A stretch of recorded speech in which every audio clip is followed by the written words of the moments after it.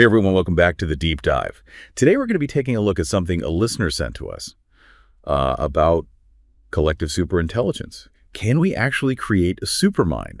We're going to be looking at conversational swarm intelligence to try to figure this out. It's a pretty fascinating idea. Imagine if you could harness the brain power of hundreds or even thousands of people to work on solving these complex problems, really going way beyond just those simple wisdom of the crowd examples. Yeah, we're not just talking about like guessing how many gumballs are in a jar here, right? We're talking about like making major decisions, developing strategies, the kind of stuff that keeps CEOs up at night for especially Fortune 1000 companies. They know that their employees are this gold mine of ideas, but traditional methods like surveys, they just don't really cut it for these really, really tough challenges. Yeah, and those methods, they tend to just skim the surface. Like, think about it. Have you ever been in a meeting and you knew there were better solutions out there, but actually getting everyone's insights heard and like properly debated felt impossible? Oh, all the time. Yeah. Especially, when you've got those really strong personalities that tend to dominate the conversation. So how does this conversational swarm intelligence, or CSI, how does it actually work? I get the swarm part. Yeah. We see that in nature. Yeah. Like bees and birds. But how do you translate that to humans and have them have a productive conversation? Well, early attempts at artificial swarm intelligence used graphical interfaces. So it's kind of like these virtual magnets where people could vote on solutions. And these did show some promising results, particularly in fields like financial forecasting. But CSI actually takes it a step further by allowing people to interact and debate in real time, even with huge groups. It's kind of mimicking the nuanced communication that you see in like a school of fish. Okay, so I'm picturing a school of fish trying to like outmaneuver a shark. They're not all individually brilliant, but as a group, they're making these incredibly fast, coordinated decisions. But how do you get humans to achieve that level of fluid communication? Especially when you can't all be in the same room? Isn't there a limit to how many people can actually have a meaningful conversation at once? Yeah, that's really the key problem that CSI is tackling. It's not just about getting everyone talking. It's about structuring the conversation so that all of those individual thoughts and insights can actually combine into something greater. And they do this by using these AI surrogate agents that kind of act like facilitators for smaller groups within the larger swarm. Okay, so instead of one giant chaotic chat room, you're dividing everyone into smaller groups, each with their own AI moderator, basically. But how do you avoid ending up with just a bunch of separate conversations that never really connect? Yeah, that's where the real magic happens. These surrogate agents don't just listen, they actively identify the key points and arguments being made within their group, and then they share that distilled information within other surrogate agents. It's like having these invisible threads connecting all the conversations and weaving them into a coherent whole. So AI is helping to filter and prioritize the most important information from each group, making sure everyone's voice is heard without it just descending into chaos. That's pretty impressive, but does it actually lead to better outcomes? The research is really promising. They even did a study where they gave groups IQ tests using CSI. And get this, the groups consistently scored in the 97th percentile. Way higher than you would expect just by averaging individual IQs. Okay, now I'm intrigued. But here's the thing. Even with these impressive results, researchers believe we can push this concept of collective intelligence even further. They're looking at ways to not just facilitate conversation, but to actually contribute AI-powered insights into the mix. That's where this idea of hybrid CSI or HyCSI comes in. Now we're getting into the real supermind territory. But before we go there, I need to know, how are they ensuring these AI agents aren't going to like hijack the conversation? Because that's a whole other can of worms. Yeah, that's a crucial question, and it really gets at the heart of what makes HyCSI so interesting. But we'll have to save that for part 2 of our deep dive. All right, folks, stay tuned. We're about to take things to a whole new level. Welcome back. We were just about to dive into this concept of hybrid CSI and how it's pushing the boundaries of collective superintelligence even further. But before we unleash the AI agents into the mix, I need some reassurance here. Are we talking about creating some kind of like digital overlords? Because the last time I checked, humans are still supposed to be in charge. Yeah, you don't have to worry about that. It's not about replacing human judgment or like handing over control to the machines. Hybrid CSI is all about augmenting human intelligence, not supplanting it.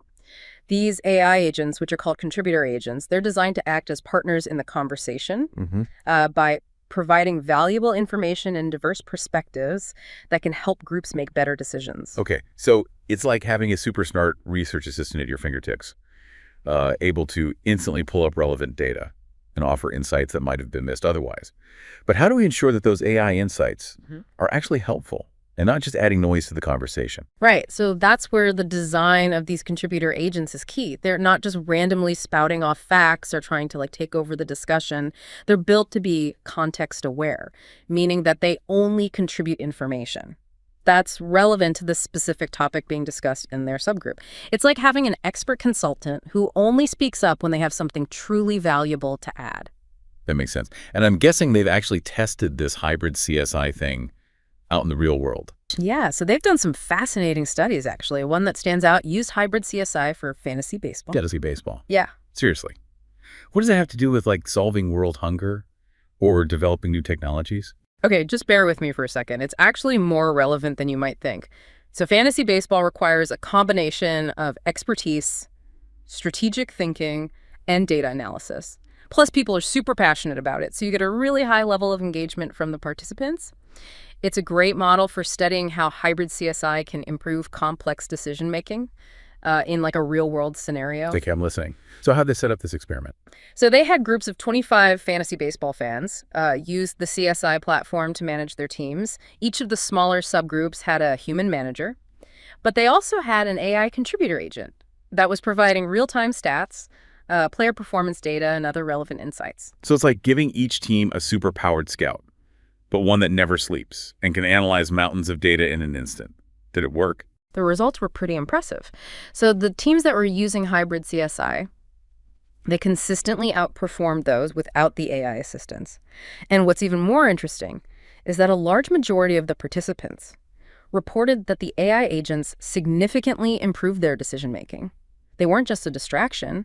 They were actively helping the human managers make better calls. That's really encouraging. It shows how humans and AI can actually work together, each bringing their own strengths to the table. But let's be realistic here. Not every decision we face is as fun or straightforward as picking fantasy baseball players. So how does CSI handle situations where the stakes are higher, the problems are more complex, and maybe not everyone can participate at the same time? Right. That's where things get really interesting.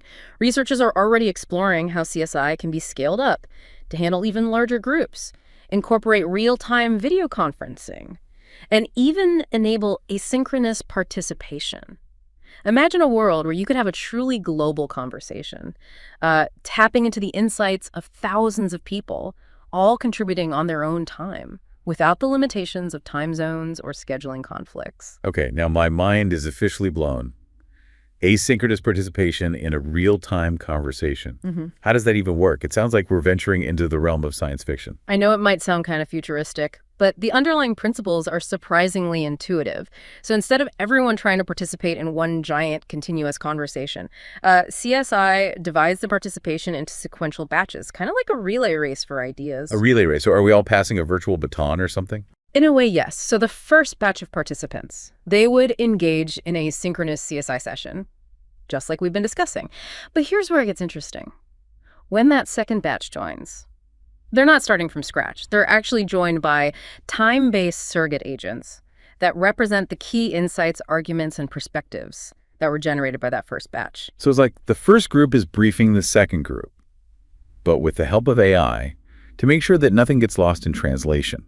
And this process can just continue with additional batches, building on the insights of the previous ones. Yeah. It's a continuous dialogue that evolves over time, incorporating the perspectives of potentially thousands of people. Exactly. And because each batch is engaged in a real-time discussion with the AI distilled insights of the previous batches, you avoid those pitfalls of traditional asynchronous communication, like temporal bias and echo chambers. Everyone gets to have their say, but it's structured in a way that encourages deeper reflection and a more holistic understanding of the issue at hand. This is incredible. Yeah. But I have to admit, it's a lot to wrap my head around. Is there a way to visualize how this would actually work in practice? Yeah, sure. So let's start with the challenge of real-time video conferencing with a large group. You're right, it can be a logistical nightmare. But imagine if instead of trying to cram hundreds of people into a single video call, CSI could divide them into smaller, more manageable groups, each with their own virtual meeting room. Okay, so far so good. We're back to those smaller subgroups facilitated by the AI surrogate agents. But we've already established that video calls are about more than just words. It's The facial expressions, the body language, Huh? all those subtle cues that add so much nuance to human interaction. How do you replicate that in a virtual environment? That's a great point, and it's something that researchers are actively working on. CSI is actually being designed to work seamlessly with video conferencing by having those surrogate agents appear as animated avatars within the video call. So instead of just a disembodied voice, each subgroup would have this AI avatar representing the collective intelligence of the larger group, making sure that all the important points and perspectives are being heard and understood. Precisely. Just like in text-based CSI, these avatars would listen to the discussions happening in their assigned subgroups, distill the ping information, and then share those insights with the avatars in other subgroups, creating this constant flow of information, even though the larger group is physically separated. That's fascinating. But wouldn't those avatars still feel a bit robotic? I mean, I'm all for AI assistance, but part of what makes human communication so powerful is our ability to convey emotions and connect on a personal level. How do you bridge that gap? Yeah, that's a valid concern, and researchers are exploring ways to address that. They're experimenting with AI-powered tools that can analyze facial expressions, voice tone, and other nonverbal cues to allow the avatars to actually express a certain level of emotion and empathy. It's still in the early stages. But the idea is to make these avatars feel more like genuine participants in the conversation, not just emotionless robots. That makes sense. But I'm still stuck on this idea of asynchronous participation. How do you create a sense of real-time interaction when people are contributing at different times? Doesn't that kind of break the flow of the conversation? So that's where these time-based surrogate agents really come in. Remember those sequential batches we talked about? Well, each batch is only active for a specific period of time, and during that time, they're engaged in real-time discussion, just like a regular CSI session. But here's the key. As one batch concludes, their AI surrogate agents, now imbued with the collective insights of that group, essentially become time travelers. Time travelers. Now you're really messing with my brain. I know, right? But think of it this way. These time-traveling surrogate agents carry the knowledge and perspectives of their previous batch forward in time, becoming active participants in the next batch's discussion. They serve as a bridge between the past and the present, ensuring that the conversation builds upon itself, even though different people are contributing at different times. So it's like having a representative from each previous batch sitting at the virtual table, sharing their insights and perspectives with the new group, making sure that everyone's voice is heard. Even if they can't physically be there, that's a brilliant solution. But what about those who can't participate in those real-time batches at all? Are they just left out of the conversation? Not at all. So the white paper actually proposes an even more mind-bending concept. Once you've had a large enough initial group participate in these sequential batches, you can actually have individuals contribute asynchronously by interacting with a single pluribus agent. A pluribus agent? What's that? Imagine a single AI entity that embodies the collective intelligence of the entire group, all of those previous batches combined. Individuals could then engage with this pluribus agent on their own time, posing questions, offering insights, and receiving feedback that reflects the collective wisdom of the group as a whole. So it's like having a one-on-one conversation with the hive mind itself, a digital entity that represents the combined knowledge and experience of thousands of people. It's a bit mind-boggling, but incredibly exciting. But I have to ask it, why go to all this trouble? What's the ultimate goal of all this research into CSI and HyCSI? Is it really just about making slightly better decisions? Well, that's certainly a big part of it. But as the white paper emphasizes, the pursuit of collective superintelligence goes beyond just improving efficiency or making better business decisions. It's about unlocking the full potential of human collaboration and ensuring that we as humans can maintain agency and control in a world that's increasingly shaped by AI. That's a really profound point. It's not just about making groups smarter. It's about making sure that human values and perspectives remain at the forefront of our decision-making processes. Exactly. As AI systems become more sophisticated, we can't afford to simply hand over the reins and hope for the best. We need tools like CSI and Hybrid CSI to help us harness the power of AI, while ensuring that human judgment and intuition remain central to the equation. And that's what makes this field so inspiring. It's not just about technology, it's about human potential.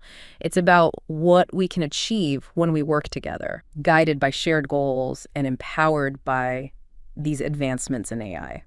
Well said.